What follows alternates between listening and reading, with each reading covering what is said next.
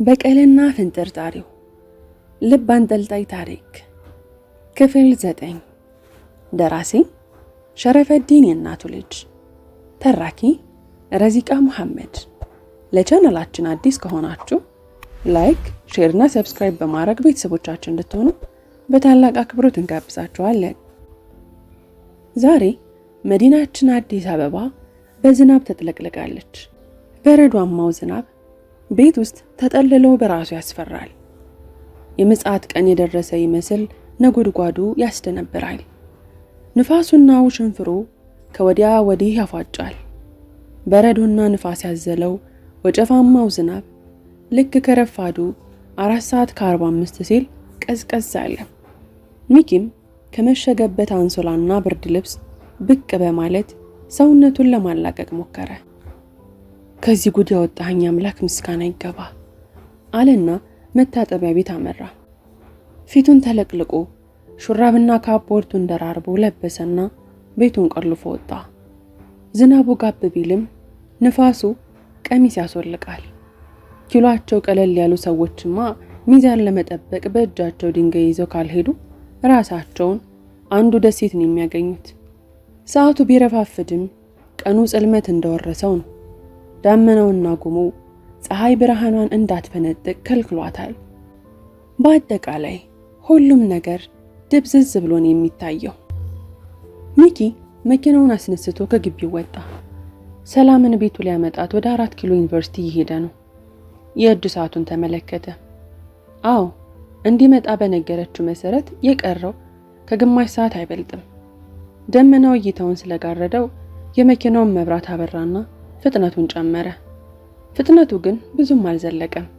መኪናውን ያላስተዋሉት አንዲት አዛውንት ዘው ብለው ገቡበት። ከርቀት ሁኔታቸው ያላማረው ሚኪም ከመኪናው ጋር ታግሎ ማለት ይቻላል አጠገባቸው ሲቲት አድርጎ አቆመው። ጉስቁል ያሉት አዛውንት በድንጋጤ የያዙትን ዕቃ ጣሉት። ሚኪ አዘነላቸው። ትቷቸው ሊሄድ አልቻለም። አዛውንቱ በደከመ ጉልበታቸው ከአቅማቸው በላይ ጓዝ ተሸክመዋል። ሚኪ ከመኪናው ወረደና እማማ ደህና ነዎት አላቸው። ደህና ነኝ ልጄ፣ ድንጋጤው ነው አሉት። በእርጅና ብዛት የተጨፈኑ የሚመስሉት አይኖቻቸውን ገለጥ አድርገው እያዩት። ታዲያ እማማ በዚህ ቅዝቃዜ የት እየሄዱ ነው? እስራቸው በመሄድ የሚንቀጠቀጡ እጃቸውን በእጁ ጨበጠላቸው። ከዛ የሚያደረገውን ጓንት በማውለቅ አጠለቀላቸው። ተባረክ ልጄ ተባረክ አሉትና ጓዛቸውን ሸክፎ እማማ አልመለሱልኝም እኮ ወዴት እየሄዱ ነው? በድጋሚ ጠየቃቸው። ልጄ ወደ ጉሊት እየሄድኩ ነው። ይህችን የአስኳትን ሽንኩርት ቀድሜ ቦታ ይዤ መቸርቸር አለብኝ። ግን እኮ ቅዝቃዜ ይከብዳል፣ ነገ አይደርስም? አይ ልጄ ሆድ ባዶ ሆኖ ረሃብ ጥርሱን አግጥጦ ከመጣብህ እንኳን ዝናብና ከሰማይ ጦር ቢዘንብ እጅህን አጣጥፈህ ቤት መቀመጥ አችልም። በልደነዋል ልጄ አሉና እግራቸውን አነሱ። ሚኪ ቆይ አንዴ እማማ አለና ሸክማቸውን ከወገባቸው አወረደው። ምን ማድረግህ ነው ልጄ አሉት ግር ብሏቸው። የሽንኩርቱን ዋጋ እከፍልዎታለሁ፣ እኔ ወስደዋለሁ። ዛሬ ጉልታ ሄዱ፣ ግቡ፣ ወደ ቤት ላድርሶት አለና ሽንኩርቱን የኋላ በር ከፍቶ አስገባው። እናም አዛውንቷ ጋቢና ላይ ያስቀምጧቸው የቤታቸውን መንገድ እየመሩት ሄዱ። መንገዱ ፒስታ ወይም ኮረኮንች የበዛበት ስለነበር ለመድረስ ጊዜ ፈጀበት። የአዛውንቷ ቤት ሊደርሱ ትንሽ እንደቀራቸው መንገዱ በጎርፍ በተሞላ መኪና መሄድ የማይታሰብ ነው። ሚኪ ቀድሟቸው ወረደና ደግፎ ወረዳቸው። ልጅ ደርሻለሁ፣ ራሴው እኮ መሄድ እችላለሁ፣ አትቸገር አሉት። አይ ማማ አብሬው እሄዳለሁ አለና ሽንኩርቱን ተሸክሞ ይሄን ጭቃ ተያያዘው። ቤት እንደደረሱ እማማ የሽንኩርቱ ዋጋ ስንት ነው አላቸው። 100 ብር ነው አሉት አንገታቸውን ደፍተው። ሚኪ ቁጥር አደረገና ድፍን 500 ብር አስጨበጣቸው። ድንጋጤያቸው ከፊታቸው ላይ ይነበባል። ይህን ያህል ብር አይተው የሚያውቁ አይመስሉም። ልጄ ይሄ እኮ ብዙ ነው አሉት። አይማማ ያዙት፣ ሽንኩርቱም ይሄው ነገ ፀሐይ ሲወጣ ወጥተው ይሸጡታል። ልጄ ምን እንደምልህ አላውቅ፣ በምን እንደምከፍልህም አልተገለጠልኝም። ብቻ ሁሌ የማያልቅበት አላህ ይስጥልኝ። በሄድክበት ሁሉ እሱ ይከተልህ፣ የልብህን መሻት እሱ ይሙላለህ አሉና መረቁት። ሚኪም አሜን ብሎ ምርቃቱን ተቀብሎና እጃቸውን ስሞ እየተጣደፈ ወደ መኪናው ሄደ። ሰዓቱን ሲመለከት መድረስ ካለበት 15 ደቂቃ ዘይቷል። ሚኪ ፍቅሩ ሰላም ቀድማ ውጭ እንደምትጠብቅ ያውቃል። በዚህ አንጀት ሰርስሮ በሚገባ ቅዝቃዜ ደግሞ ውጭ ላይ መሆኗን አሳስቦታል። ሊያማት ይችላል። ስለዚህ ደውሎ ማሳወቅ አለበት። ደወለላት። ሄሎ ሰላሜ፣ የት ነህ? ብርድ ሊገለኝ እኮ ነው። ይቅርታ ሰላሜ፣ ባላሰብኩት ምክንያት ነው የዘገየሁት። አሁን ልነሳ ስለሆነ እስከምደርስ ወይ ካፌ ወይ ዶርም ግቢ። እሺ ቻው። ስልኩን ዘጋው። ሚኪ መኪናውን አስነስቶ አሁን መጣልኝ እያለች ወደምትጠብቀው ዓለሙ በረረ። እንደደረሰ ደወለላትና ጉንጯን ስሞ ተቀበላት። ሰላም ሚኪ በማርፈዱ አኩርፋለች። ዘወር ብላ ስታይ የኋላ ወንበሩ በውሃ በስብሷል። ጭቃም ነካክቶታል። ምንድነው ወንበሩ እንደ በሰበሰው አለችው። ዝናብ አይደል? ውሃ ገብቶበት ይሆናል። ጭቃውስ አልታወቀህም? ልብስህ፣ ጫማ ሁሉም በጭቃ ተለውሷል እኮ። አዎ ከቤት ስወጣ ተፈናጥሮብኝ ነው። አረ ሚኪ ስትዋሽ ያስታውቅብሃል። ሚኪ ያደረገውን በጎ ነገር መናገር ባይፈልግም የሰላምን ጥርጣሬ ለማስወገድ ግን ነገራት። ይኸውልሽ ወደ አንቺ የመጣው የሆኑ የደከሙ አዛውንት በእግራቸው እየተጓዙ ሲመለከት ቤታቸው አደረስኳቸው። መንገዱ ጭቃ ስለሆነ ነው። መኪናዋ ምንም የተበከለ ነው። ያረፈድኩበሽም በዚሁ ምክንያት ነው አላት፣ አይኑን ከመንገዱ ላይ ሳይነቅል። ሰላም የጠፋው ፈገግታዋ እንደገና ተመለሰ። ወትሮውንም እንዲህ አይነት መረዳዳት የሚያስደስታት ሰላም በሚኪ ኮራችበት። ሚኪዬ አንተ እኮ ዓለም ላይ ካሉ ምርጥና ጥቂት ጥሩ ልብ ካላቸው ሰዎች መካከል አንዱ ነህ።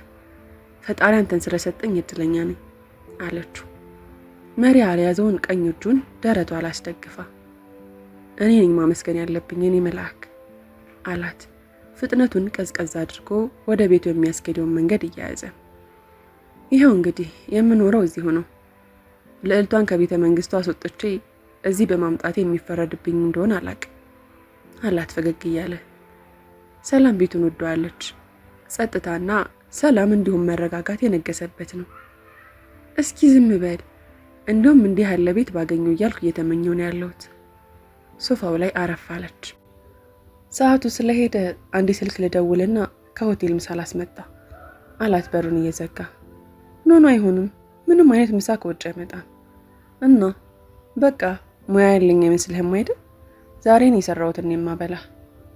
ግን እኮ ሰዓቱ ሀሳብ አይግባ፣ ቶሎ የሚደርሱ ምግቦችን እንሰራለሁ። ክሽን ያለ ሽሮና ስጋ ጥብስ ትስማማለህ? እሺ ግን አረረብኝ፣ ጨዋነሰው፣ ገነፈለ፣ ናግዘኝ ምናምን ብትይ የለውበት አላት እየሳቀ። ወሬ አታብዛ፣ ይልቅ ኪችኑን አሳየኝ።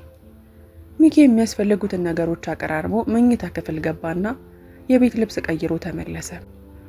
ሶፋው ላይ ቁጭ ብሎ ቅድም ስላጋጠሙት ድህነትና እድሜ ስላጎበጣቸው አዛውንት እያሰበ ትክዝ አለ። የምግብ ሽታ የአፍንጫውን ቀዳዶች አልፎ አልፎ አእምሮ ጋር ሲደርስ ከሀሳቡ ነቃ። ቤቱ በጥሩ ሽታ ታውዷል። የራበው አንጀቱ ተላወሰበት። ምግቡን ሳያየው በመዓዛው ብቻ ጨጓራው ሻፈደ። ቀጥታ ወደ ኪችን አመራ። ሰላም ማጣፈጫ ቅመሞችን እየጨመረች ጉድ ጉድ ትላለች። ሚኪ ከኋላው አቆሞ አቀፋት። መጣህ እንዴ ነውች? የምግብ ሽታ ጠራኝ፣ የበለጠ ራበኝ። ደርሻለሁ ፍቅሬ። የሀብታም ልጆች እኮ ኪችን የምትገባ አይመስለኝም ነበር። የኔ ሚስት ግን ልዩ ናት። ተውሽ ልቀቀኝ፣ አታስንፈኝ። እንዳውም ማሰቤን ቀየርኩ። ምግቡን ታዩና ቀፊ። በል ውጣልኝ፣ ስራ ታስፈታኝ። በጆግ ያለውን ውሃ አንስታ እያስፈራራች አስወጣችሁ። ከ15 ደቂቃ በኋላ ሽሮና ዝልዝል ጥብሱ ስለደረሰ አንዳቸው በአንዳቸው እጅ እየተጎራረሱ ምግባቸውን አጠናቀቁ። ሚኪ የማሽን ቡና ፈላ። ወደ መኝታ ክፍሉ ገብቶ ብርድ ልብስ ይዞ ተመለሰ። እሱ ደግሞ ምን ያድርግልሃል አለችው ወደ ብርድ ልብስ እየጠቆመች። ፊልም ልናይ ነው። መርጦ ካስቀመጣቸው የፍቅር ፊልሞች መካከል አንዱን ከፈተና ሰላምን ብርድ ልብሱን አለበሳት። ከዛም ቡናውን አቀበላትና ብርድ ልብሱን ገልጦ ገባ። አዎ ፊልሙ ጀምሯል። ሰላምና ሚኪም ተመስጠው እየኮመኮሙት ነው። ሰላምና ሚኪ በትንሿ ጎጆ ውስጥ በደስታ ሲዋኙ የሚከታተላቸው ሰው እንዳለ ቁብ አላሉትም። በእርግጥ ሚኪ ጥቁር መኪና ስርስሩን ሲከተለው በስፖኪው አይቶ ጥርጣሬ አድሮበት ነበር። ግን ከሆነ መንገድ በኋላ ስለተሰወረበት መንገደኛ ነው ብሎ ችላ ብሎታል። መኪናው ግን ለጊዜው ተሰወረ እንጂ አሁንም ከቤቱ አቅራቢያ ቆሟል።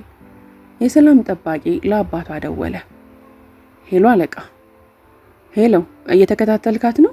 አዎ፣ አሁንም ከትላንትና ሰውየው ጋር ነች። የት ናቸው? ፒያሳ ናቸው። 6 ሰዓት አካባቢ የሆነ ግቢ ይዟት ገብቷል። ምን? እና ይሄንን አሁን የምትነግረኝ? ብሽቅ። የሰላም አባት በጣም ከመናደዱ የተነሳ ትንፋሽ አጠረው። በቃ የቤቱን አድራሻ ንገረኝ፣ አሁኑን እመጣለሁ። አለቃ፣ ያልሆነ ነገር አድርገው ልጆት እንዳታዝንቦት። አንተን ከፍ ማድረግ ስላለብኝ ነገር እየነገርከኝ ነው? ዝም ብለህ የተባልከውን አድርግ። እሺ አለቃ። የሰላም አባት ስልኩን ከዘጋ በኋላ ለሰላም ደወለላት። ሄሎ ሰላሜ፣ እንዴት ነሽልኝ? ደህና ነኝ ዳድ፣ አንተስ እንዴት ነህ? ይመስገን። ዛሬ እኮ ዓርብ ነው፣ አትመጭም? ምን ነው አመሸሽ? አልረሳሁትም፣ ልመጣ ነው ዳድ። ትንሽ የምጽፋት ነገር ነበረችኝ፣ ለዛ ነው ያመሸሁት። ነይ እሺ፣ እጠብቅሻለሁ ልጄ፣ ቻው። የሰላም አባት ስልኩን ወርውሮ ግድግዳው ጋር አጋጨው። ከጥጋበኛ ዲታ እጅ የተወረወረው ውድ ስልክም እንዳልነበረ ሆነ። ሰላሜ፣ ለምንድን ነው ይህንን የምታደርጊው? ውሸቶችሽ እዚህ ጋር ማብቃት አለባቸው።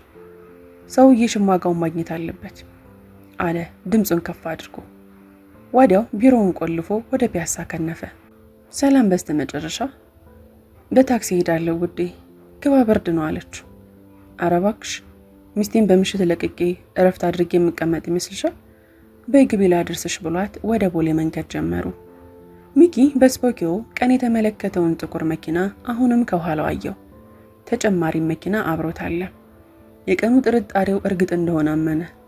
ሰላም እንዳትሸበር ምንም ሊላት አልፈለገም። ፍጥነቱን ጨምሮ መብረር ጀምሯል። ሁለቱም መኪኖች እየከነፉ ተከተሉት። ቅያስ መንገድ ላይ ሲደርስ ከሚከተሉት መኪኖች አንደኛው ተሰወረበት። እየነዳ ትንሽ ከሄደ በኋላ የተሰወረው መኪና መንገድ ዘግቶ ጠበቀው። ሰላም ተረበሸች። ምንድነው ሚኪ? ምንድነው ነገሩ? ተርበተበተች። ሰላሜ፣ እኔ እያሉ ምንም አትሆኝም አለና አቀፋት። ጥቁር ሱፍ የለበሰ ረዥም ሰው ውጣ ወደ ውጭ የሚል ምልክት አሳየው። ሁለቱም ከመኪናው ወጡ። ሚኪ፣ ምንድነው ከኛ የምትፈልጉት? ማልኳችሁ ነው እያለ በሚናገርበት ጊዜ የሰላም አባት ሲጋራውን እያቦነነ ከመኪናው በቂንጦ ወረደ። ሰላም አባቷን ስታየው ሰውነቷ አራደ። ሚኪና የሰላም አባትም ፊት ለፊት ተፋጠጡ። የሰላም አባት ልጄ አላት እጇን ይዞ እያቀፋት። እንዴ ምን ያስፈራሻል? አባትሽ እኮ ነኝ። ሰላም እጁን ምንጭቅ አደረገችው። ቆይ በድብቅ እየተከታተልከኝ ነበር? አዎ እየተከታተልኩሽ ነበር፣ ምክንያቱም ለደህንነትሽ ስለምጨነቅ ነው። ቆይ ስለምን ደህንነት ነው የምታወራው? እኔ እኮ ትልቅ ልጅ ነኝ። የሚጠቅመኝና የሚጎዳኝን ለይቼ አውቃለሁ። ራሴን መጠበቅ እችላለሁ። ሰላም በንዴት ፀጉሯን አተረማመሰችው። ሚኪ እንደ ጅብራ ተገትሮ ሁኔታውን ይከታተላል። እና ለምን ዋሸሽኝ? ፍቅረኛሽን አምጥተሽ ልታስተዋውቂኝ አይገባ? ጊዜው ሲደርስ ላስተዋውቅህ ነበር። አንተ ግን ሁሉንም ነገር አበላሸኸው።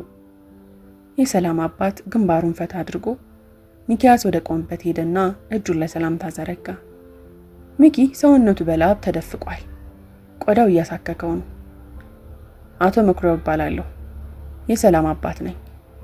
በዚህ መንገድ ስለተዋወቅኩ አዝናለሁ አለው። ሚኪ ውስጡ ነደደ። የእጆቹ ጡንቻዎች ተፈታተኑት። እዚሁ ጉሮሮን አንቆ ሲጥ አድርጎ ሊገለው ፈለገ፣ ግን ሊያደርገው አልቻለም።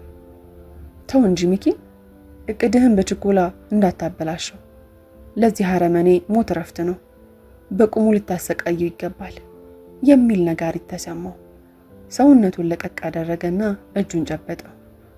ሚኪያስ እባላለሁ፣ የልጆት ጓደኛ ነኝ እሺ ልጅ ሚኪያስ፣ ስለመሸ ሰላምን ልወስድብህ ነው። በል ደህና ምሽ።